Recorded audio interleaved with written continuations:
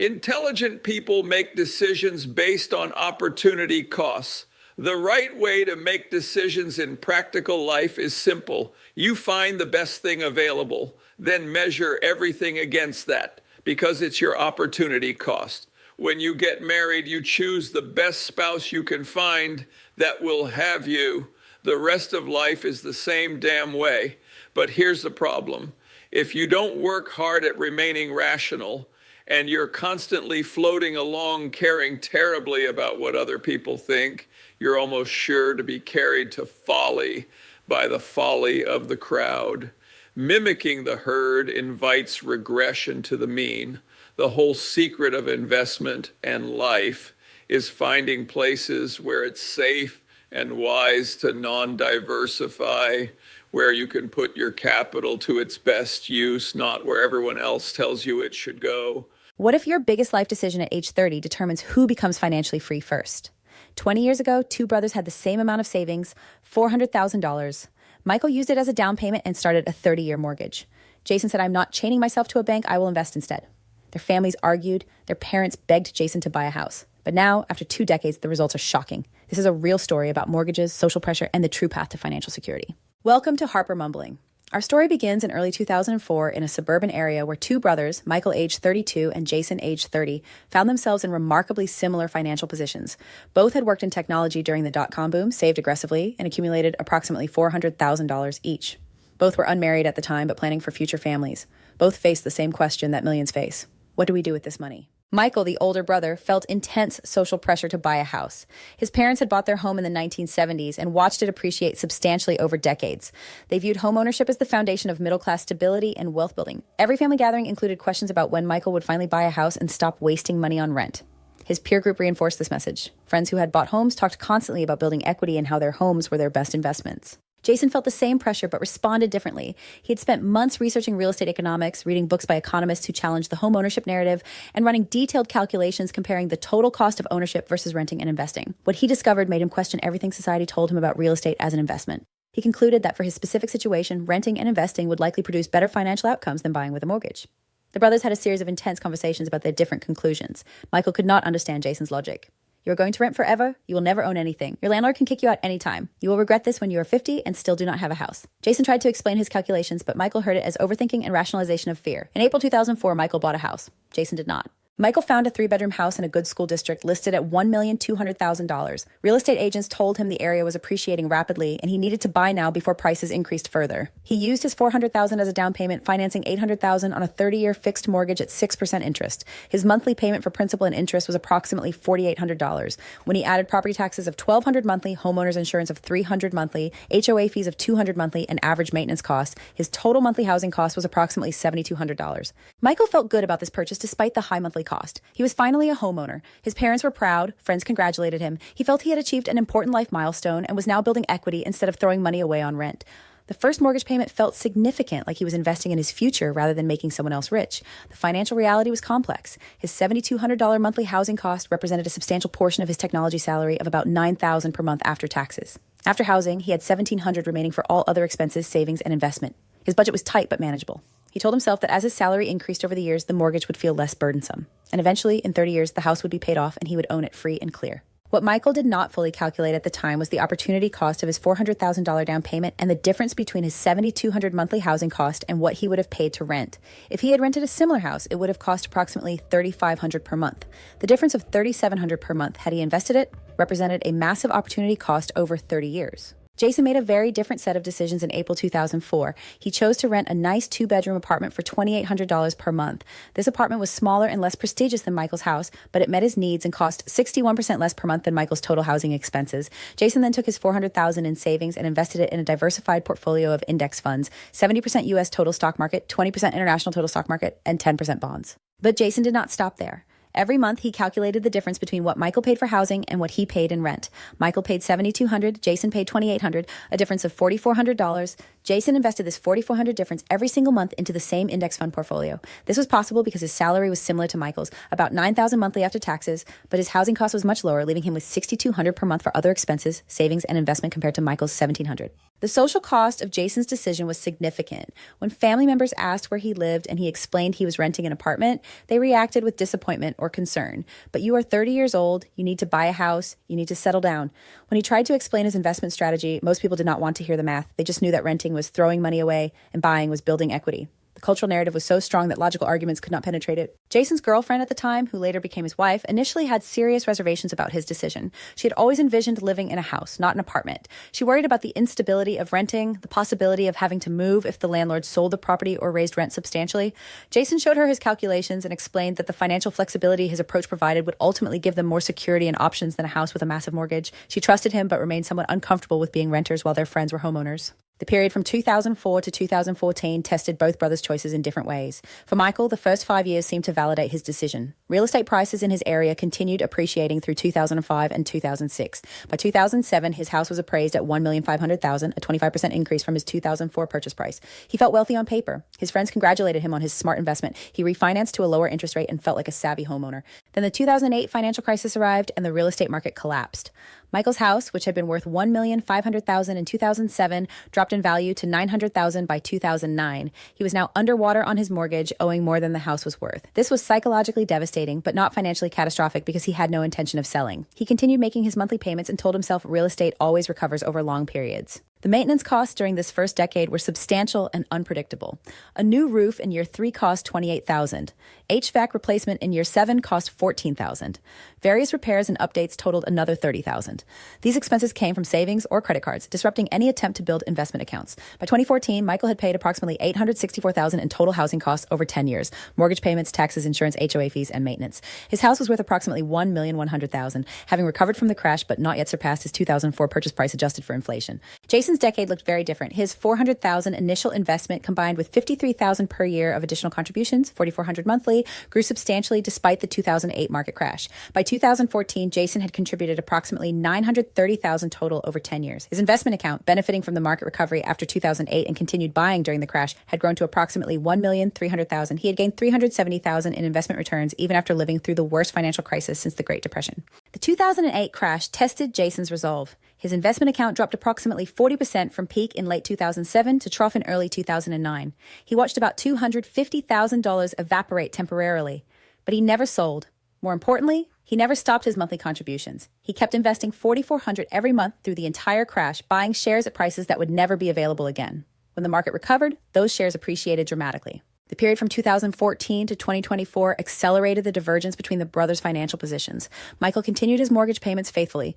By 2024, he had paid approximately $1,728,000 in total housing costs over 20 years when you sum all mortgage payments, property taxes, insurance, HOA fees, and maintenance. His remaining mortgage balance was approximately $350,000, meaning he had paid down $450,000 of principal over 20 years, with the other $1,278,000 going to interest and other costs. His house in 2024 is appraised at approximately $1,800,000. It has appreciated from $1,200,000 to $1,800,000 over 20 years, a 50% gain, which sounds impressive until you account for inflation that totaled approximately 58% over the same period. In real inflation-adjusted terms, the house has barely appreciated at all. Michael now has $1,450,000 in home equity, $1,800,000 value minus $350,000 remaining mortgage, but he spent $1,728,000 to create that equity over 20 years. The opportunity cost becomes clear when you compare what Michael could have done with that $1,728,000 if invested instead of spent on housing. At an 8% average annual return, typical of stock market index funds over long periods, that $1,728,000 invested over 20 years would have grown to approximately $4,200,000. Michael chose housing equity of $1,450,000 over potential investment wealth of $4,200,000, a difference of $2,750,000. Jason's second decade was marked by acceleration of compound growth. From 2014 to 2024, he contributed another $530,000, $4,400 monthly for 10 more years. His investment account, which started the period at $1,300,000, grew to approximately $3,800,000 by 2024. His total contributions over 20 years were approximately $1,460,000, and his account balance represented gains of $2,340,000, a 160% return on invested capital.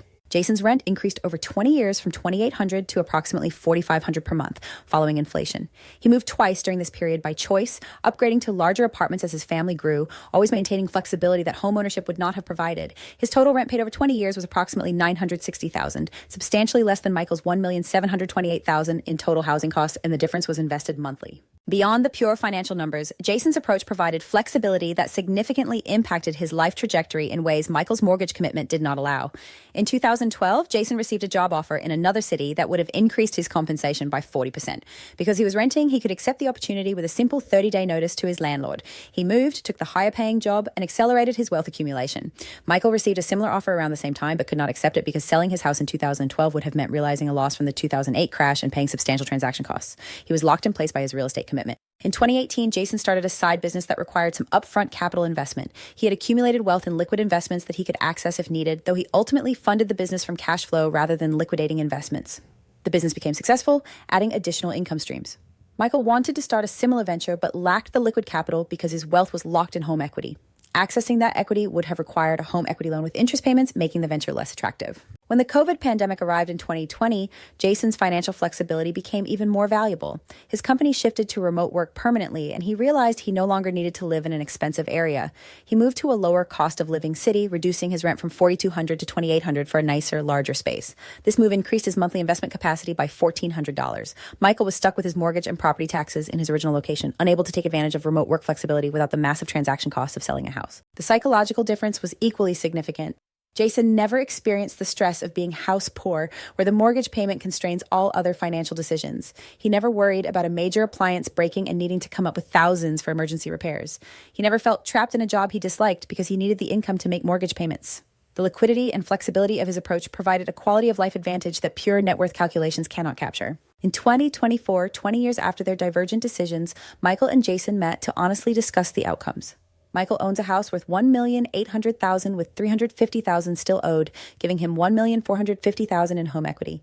Jason has $3,800,000 in liquid investment accounts. The wealth gap is $2,350,000, and Jason is definitively wealthier by any measure. But Michael makes an argument he has repeated for years. Jason's investments could crash, but his house is real, tangible, something he can live in and pass to his children. Jason counters that Michael's house equity is just as subject to market volatility as stocks, as proven by the 2008 crash. Moreover, Jason's diversified investments are spread across thousands of companies worldwide, far less concentrated risk than a single property in one location. And if Jason wanted to buy a house today, he could pay cash for something comparable to Michael's house and still have $2 million in investment accounts remaining. The conversation reveals something neither brother anticipated 20 years ago. Michael thought he was taking the safe, proven path, while Jason was taking a risky alternative path. But the outcome shows that the safe path of a 30-year mortgage created less wealth, less flexibility, and arguably more risk through concentration in a single asset. The risky path of renting and investing in diversified index funds created more wealth, more flexibility, and better risk-adjusted returns. Michael admits he does not regret buying his house entirely because he valued the experience of living in a house and raising his children there, and that experience has value beyond financial calculations. But he wishes he had understood the true financial cost of that choice.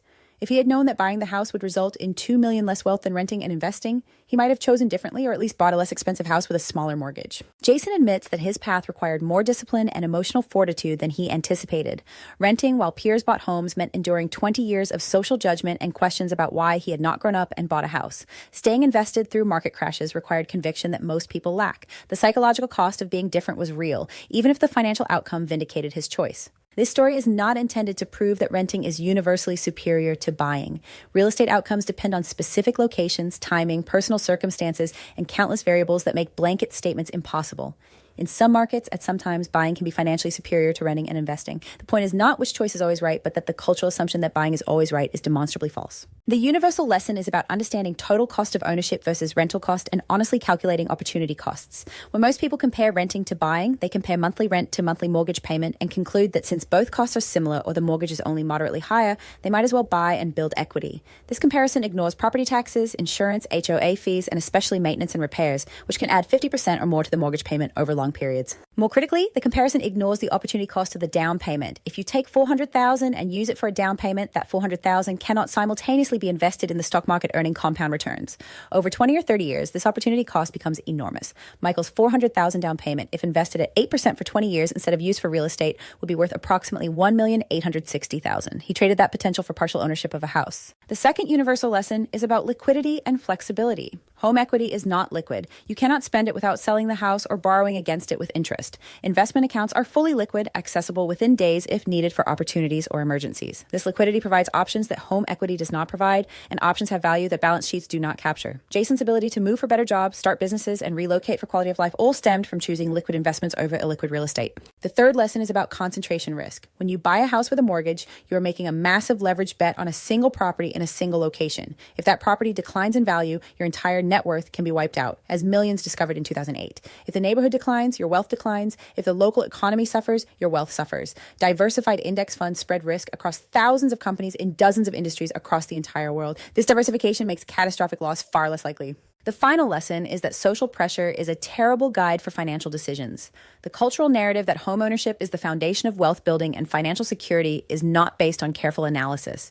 It is based on historical circumstances that no longer apply, on the financial interests of the real estate industry, and on emotional associations between homeownership and adulthood. Making financial decisions based on what parents, friends, or society expect rather than on careful calculations and personal circumstances leads to suboptimal outcomes. Michael and Jason's story challenges assumptions that most people never question. Buying a house is not automatically smart. Renting is not automatically throwing money away. Building wealth through consistent investment in diversified assets while maintaining low housing costs can produce better financial outcomes than buying real estate with debt. This is not true in all cases, but it is true often enough that the decision deserves serious analysis rather than automatic acceptance of cultural norms. This is Harper mumbling, and if this story made you reconsider assumptions about real estate and wealth building, please like this video, subscribe to the channel, and share it with anyone facing the rent versus buy decision who deserves to see both sides of the calculation before committing to 30 years of mortgage payments. Leave a comment about your experience with renting versus buying and whether you have calculated the total cost and opportunity cost of each path. Turn on notifications for future videos about the real mathematics of life's biggest financial decisions. Thank you for watching, and remember, the question is not whether renting or buying is better in some abstract sense. The question is, which choice produces better financial outcomes for your specific situation after accounting for all costs and all opportunity costs over your entire investment horizon?